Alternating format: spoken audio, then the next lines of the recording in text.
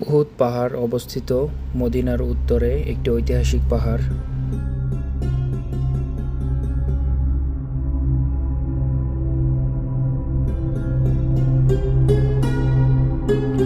এই পাহাড়ের পাশে উহুদ যুদ্ধ সংঘটিত হয়েছিল।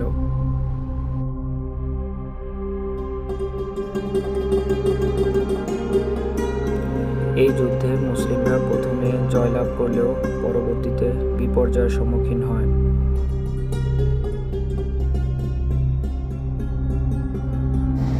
এই যুদ্ধে অনেক সাহাবী শহীদ হন।